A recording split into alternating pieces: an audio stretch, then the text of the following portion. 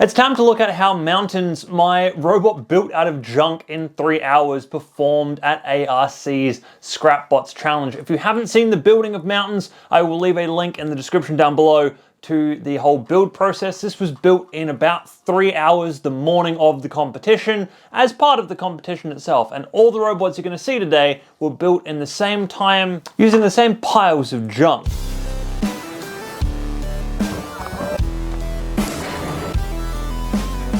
Scrapbots, like a lot of ARC events, runs a round robin first and then a single elimination tournament at the end to decide a winner. Also, a big thank you to ARC for all the footage that you're about to see. Scrapbots was a very, very busy day for me, and also there was a lot of people who actually just came and watched the Scrapbots fight, so it was a little bit hard to get a camera in around the arena for all of my fights, and thankfully ARC was already filming all of the fights, so I have just used their footage. So let's jump on into our round robin group, and first up we have Steve's bot. This is a tail spinner. He literally had an articulated tail with a vertical spinner right on the end. 3, 2, 1, fight.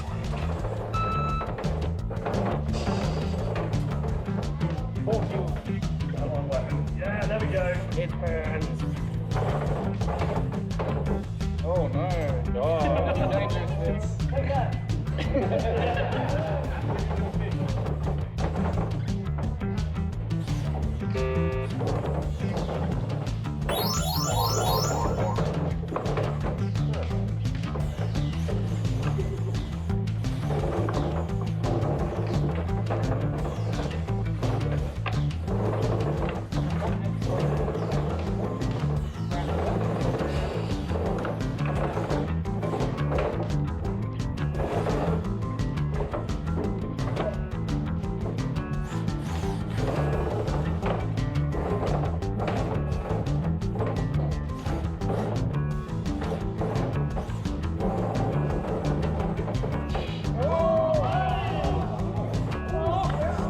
Can you get out? 10, 9, 8. I reckon that's a bit. So that was an interesting fight from my perspective. One, I hadn't driven mountains before this point, and my gosh, the CD wheels are very, very fast. The N20s that are in here, I think, are about 50 to 1, but with these gigantic CD wheels, the robot just has a whole lot of speed. It would probably be even faster if I had like actual proper grip on the wheels, but if you saw the build video, you know that we were starting to run out of weight, and so I had to kind of strip that back off, or at least I had to strip off the extra CDs, which would have made it easier to add tread and things on there. So we still got quite a decent amount of movement speed out of mountains here, even without that extra tread. And the interesting thing for me with all of that was that even without tread, we were still actually pretty good in terms of pushing power here. There was a couple of times where we went face to face and just the pushing back and forth was kind of at a stalemate, which I was surprised by given the fact that we are running on effectively like acrylic discs. Oh, I don't know exactly what CDs are, but plastic discs, the edges of plastic discs. I was not expecting that to have enough traction to be able to compete with something that definitely had foam on its wheels.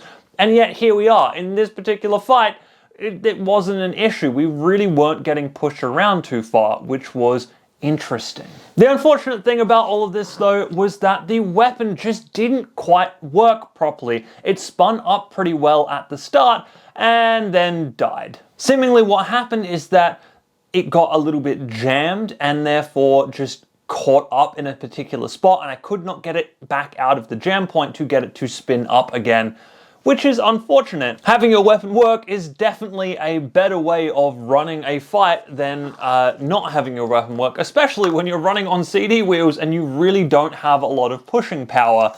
Yeah, I was a little bit disappointed about that one. However, just because I didn't have a weapon that was working doesn't mean I couldn't spin to win. I just turned myself into a spinner by just spinning the entire robot around. Kind of a melty without the brain approach to this, and managed to hit him enough to get him into the pit, or at least his tail into the pit. And it seems as though he had quite a decent amount of weight in the tail, because once the tail was in the pit, he really couldn't get himself free, and it kind of upended him into the pit. And so we won our first fight of our round robin group. But of course, even though we won, that weapon is just not working well enough, so we have to do something about that.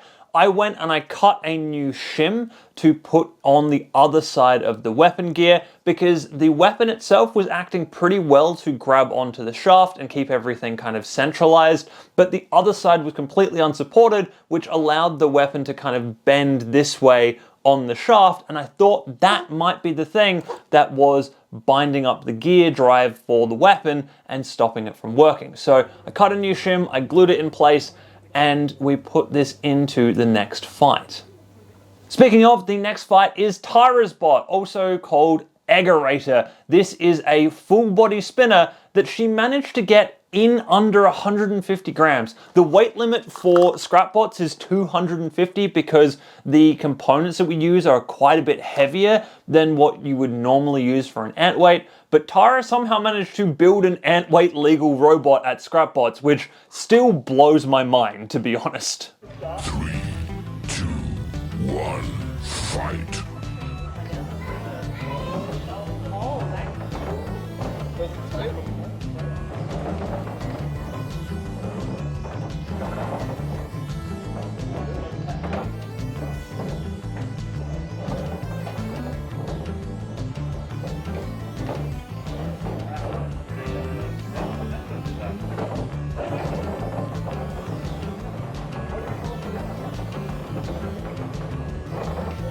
Hit's going down. Oh.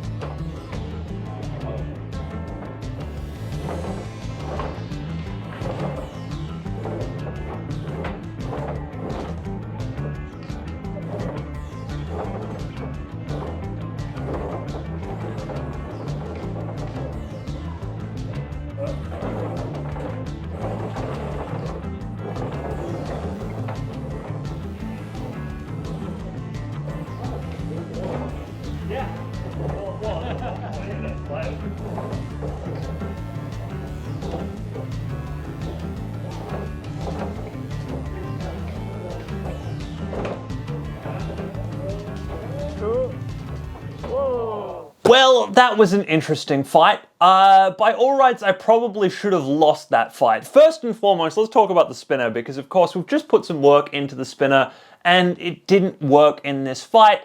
I realized after the fight that was because the weapon itself had broken off the gear. It was only held on with hot glue, and it had broken the hot glue at some point. I think during the repair process itself, I had broken the weapon off of the gear, and that meant that we just didn't have a weapon this entire fight.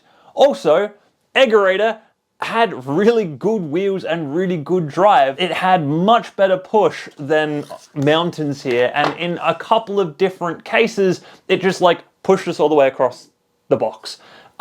So in all rights, I think I should have lost this one. I think Tyra just got a little bit unlucky with getting herself in a position right near the pit. If she'd come around the other side of me, then I think that would have been all over Red Rover and she would have won that fight. But I think because of where she was and how we both moved at a very particular time meant that she got bumped into the pit, and that was the fight over. Of course, I tried the spin to win trick here, but that did not work anywhere near as well against a full body spinner as it did against Steve's robot in the first fight. But realistically, like I said, I probably should have lost this fight. I just got very lucky, and look, sometimes that's what happens in combat robots. You never really know exactly what's going to happen when you lock the box and fight robots, and sometimes luck is on your side, and I think that is realistically the only way we won this fight. The one thing I am quite happy about though is that the wheels stayed attached to the robot. I was a little bit worried going into this fight that a good hit sideways was going to like put enough torque on these that they would let go, because I hadn't done stuff like this before. And as you can see, these wheels are actually held on pretty well, and that is just the hub onto the N20 shaft. There's nothing else holding these in place. No glue, no nothing. So I was a little worried going into this fight that a good horizontal shot would just like pop a wheel off and we'd be in all sorts of trouble. Especially given that during the build process, I had a wheel pop off from the actual hub itself, the hot glue let go. So I was kind of expecting that maybe something like that would happen in this fight, and it just didn't, which was a huge relief, realistically. So of course, at the end of this fight, we are down the weapon. So I decided that maybe it was time to change weapon material and put on a wooden weapon instead. The whole idea about this was that I thought that the metal weapon, the aluminium chunk that we had, was just far too heavy for the gearing system, and that it basically was overloading the motor, and so therefore when it got to that hitch point, it was just a bad time, and it was never ever going to go well after that point. So I figured trying out a lighter weapon might actually get the thing spinning again, so I just, hot glued on a piece of wood instead of our piece of metal to see if that was fixing the problem. With that fix in place, we're going up against Leon's bot, a crocodile grabber built out of a VHS tape box. 3, 2, 1, fight. That's my only random project. Go weapon. I saw it go for a second.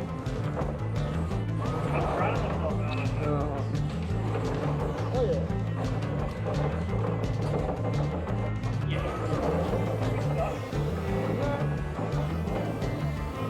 Pizza going down.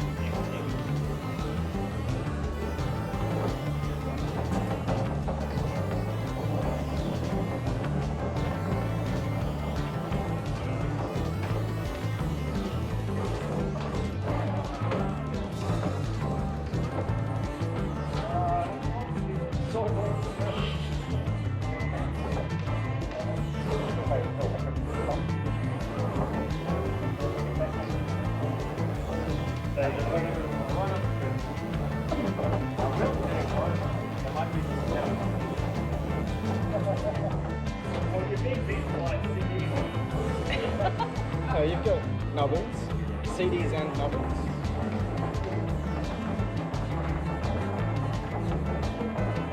Wow, I'm really bad at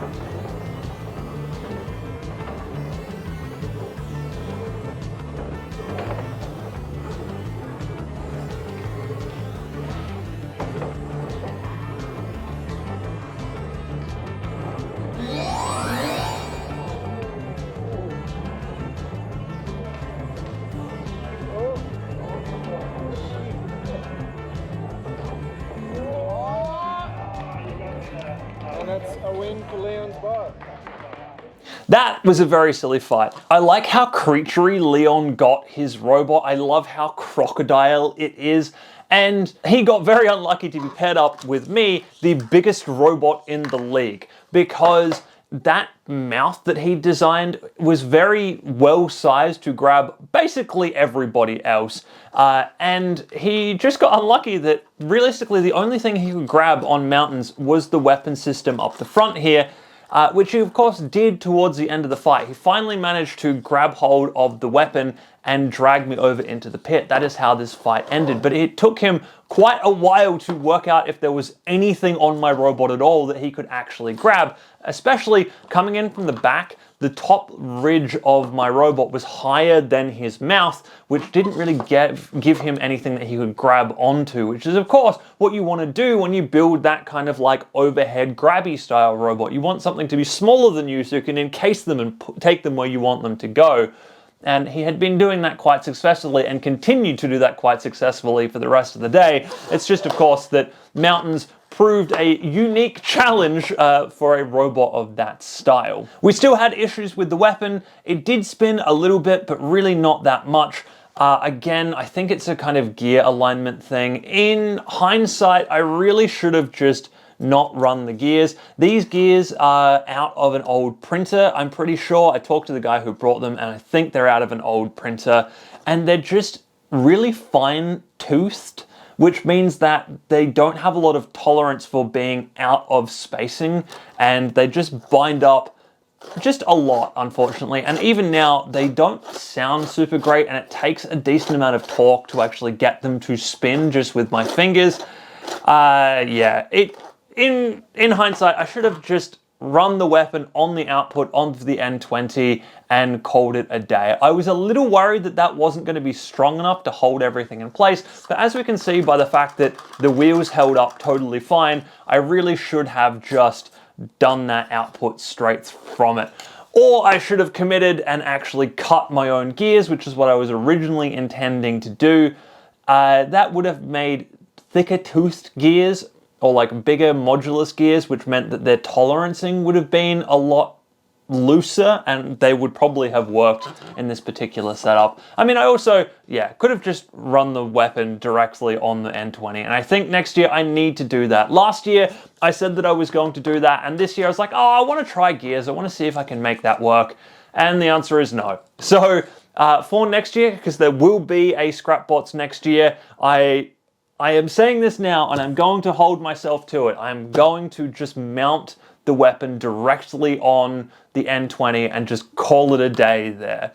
I don't know exactly what robot I'm going to build yet. I've got time to work that out. But if I have a spinning weapon, which I think I will, I'm just going to do a straight direct output, because this system didn't work. The system last year with the rubber band didn't work. Trying to be too fancy with a Scrapbot is just a recipe for weapons not working.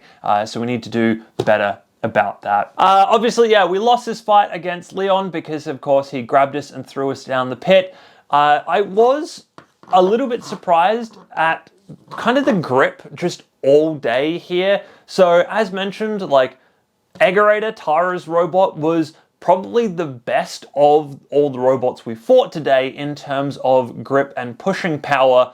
I don't know how she did those wheels, but they were very impressive, because even the foam on Steve's robot didn't seem to give him too much grip.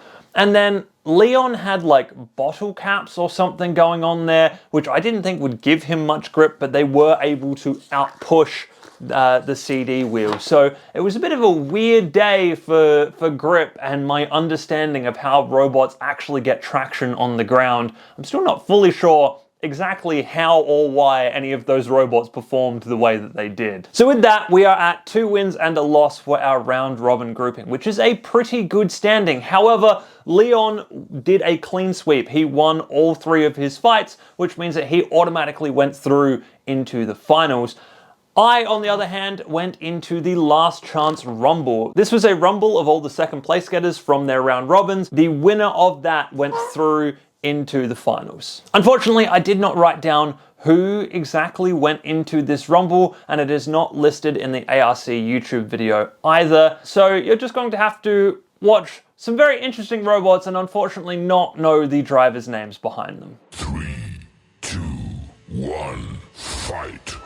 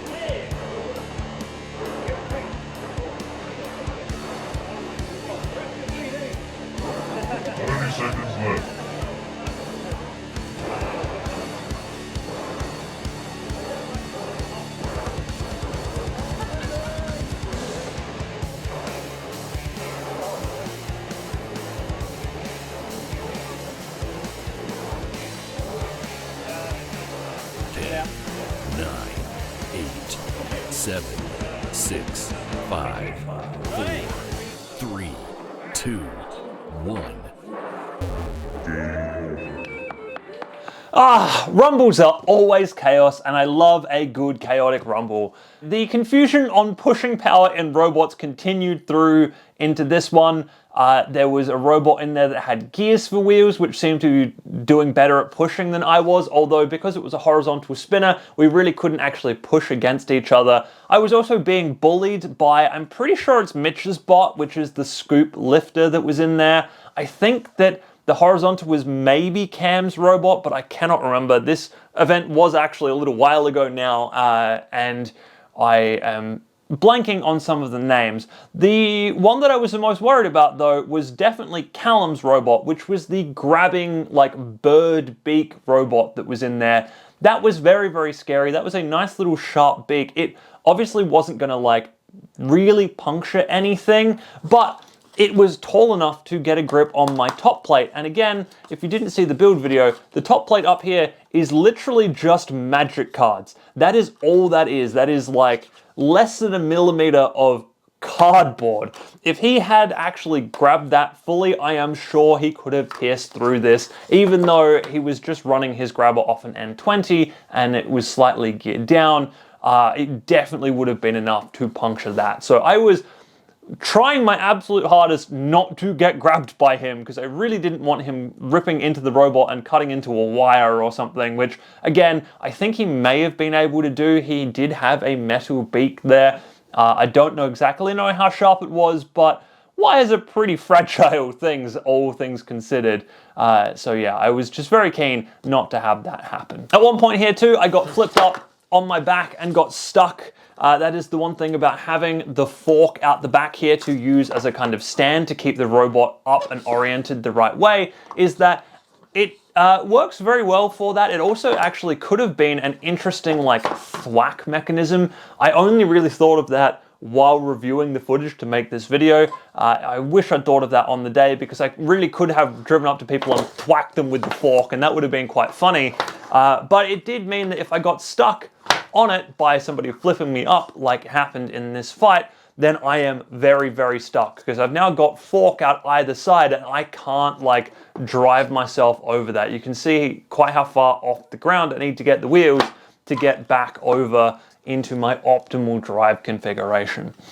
I then got very lucky because the first time, I'm pretty sure it was Mitch, tried to put me in the pit. He got one of my wheels into the pit, but of course it didn't touch anything in the pit. That is the kind of out condition for the pit. If you touch the bottom of the pit, then you're out. But I was just sitting there with one wheel over it and the other wheel was still contacting, so I could just drive away. And so drive away I did.